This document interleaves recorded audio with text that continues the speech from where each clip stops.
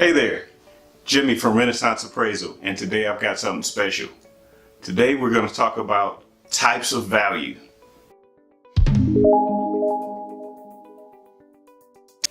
Well, first off, let me tell you why types of value are so important.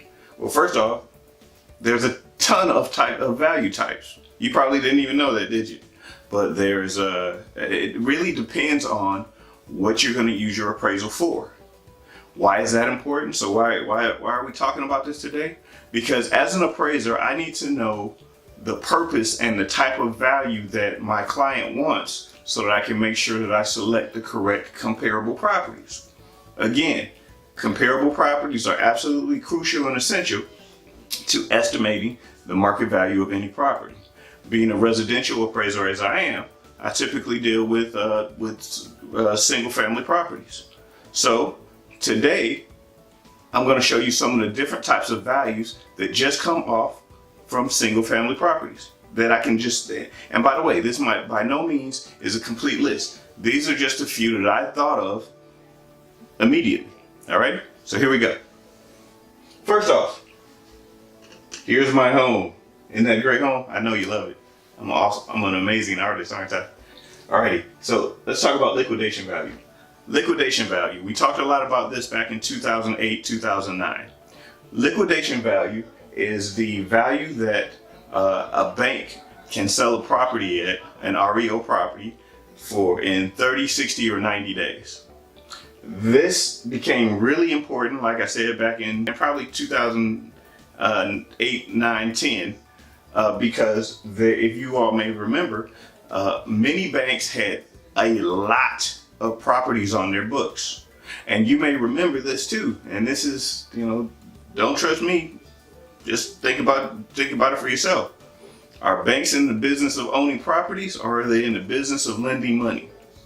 Well, I think you know the answer to that. They're in the business of lending money. And having these properties on their books for various foreclosures, etc., and short sales and all that other stuff, they had to get rid of those. So what's the fastest way to do it? Call an appraiser to find out what is the price that I can get rid of this property on, so I can get back to doing what I do, lend money. So that was liquidation value. Then we have insurance value.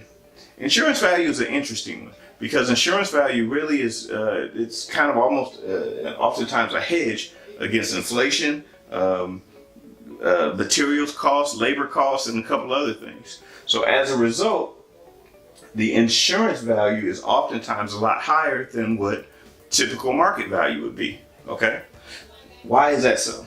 Insurance value, when you buy insurance for your property, for your home, this is like homeowners insurance.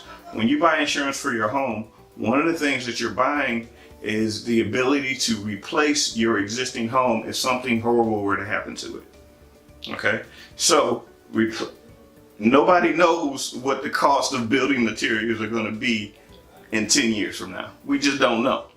But if in 10 years from now, a hurricane hits, and I'm in Michigan, that's probably unlikely. But maybe a tornado comes through, totally destroys my home. Well, my insurance company is basically on the hook to make sure that I get a similar property built. So this insurance value has to encompass the entire cost of that, right? Because let's be honest, let's be real.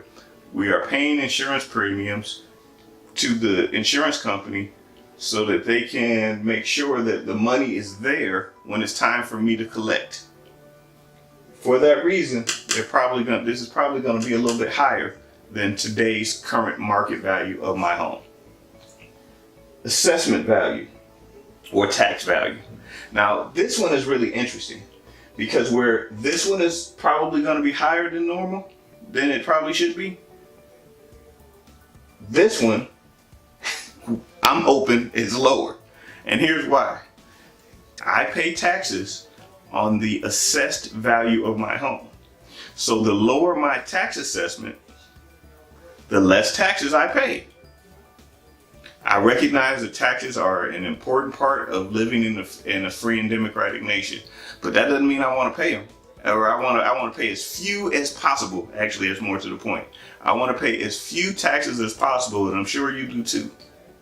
So this one is kind of interesting because it's always a nice kind of little game between homeowners and what they think their property is worth and what the tax assessor does. So it's a nice little game, because ultimately though, as a homeowner, I gotta honestly admit, even though I don't really want to pay for the services, I want excellent city services. I really do. And how do you get for them? Well, somebody's got to pay for them. That's taken care of in most cases by my assessed value. Then we have investor value. Investor value is a little interesting because since we're talking about a single family home, you're typically looking at one of two things. You're looking at either one, what is this property going to be worth after I flip it, or after I've bought it at a low price, rehabbed it, and sold it to an end buyer after I've made all these wonderful changes to it. What is that end price? That would be an investor value or an as repaired value. It's a future value. Okay. Another type of value would be if I rented this home, what is the income that this home would generate if I were to pay cash for it, or even if I got a mortgage, how much of a return can I expect on my investment by buying this home? That would be investor value. Finally, we've got good old market value. That's right, I call it good old market value, because this is the one that we all talk about. This is the one that when you list a property, this is what your realtor is alluding to. This is the one that your bank will lend on. Market value. Market value, simply put, is just the typical, just the value that a reasonable person would pay for your house. I'm not saying somebody who's emotionally tied to the property, like if this was my house and the house next door went up for sale and I wanted to put my kids over there, so it becomes very important that I buy that house because I've got an emotional attachment to my kids and I want them to be close, but not that close because I'm putting them over there. That type of value, right? I would probably pay more for that house than somebody who just wanted to move into the neighborhood. I would definitely pay more for that house than an investor, because again, an investor is it's just a number. The investor has absolutely no emotional attachment to it. Me, as a potential home buyer, I just might, especially if I'm going to be an owner occupant, which leads me to a bonus value. And this is not really an official value. You'll never see it written up in anything, but it's real nonetheless. And this is the owner occupant value. This is the value that owner occupants put on their property, good, bad, or indifferent. Oftentimes, most homeowners believe that their home is worth a lot more than what the market is willing to bear. And you know what? And a lot of times they may be right. Right?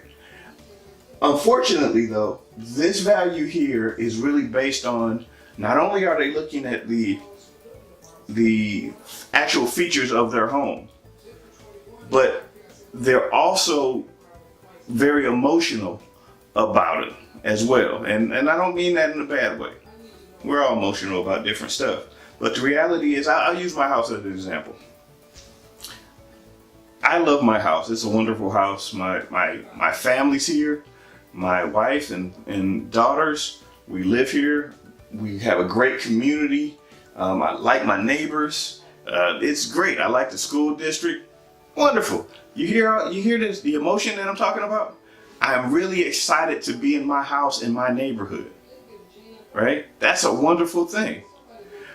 Now, if I'm talking to a neighbor, or if I'm talking to somebody else, I believe that who lives in another neighborhood, I believe that I possibly have the best house in the area, because again, it's got me here, it's got my family, it's got my kids' little drawings and doodles all on the walls and all that other stuff that means so much to me.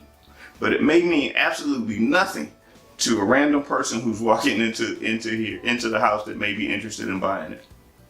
That's why owner-occupant value tends to be a lot higher than market value, even though the facts are still the same. It's pretty much the interpretation of the facts.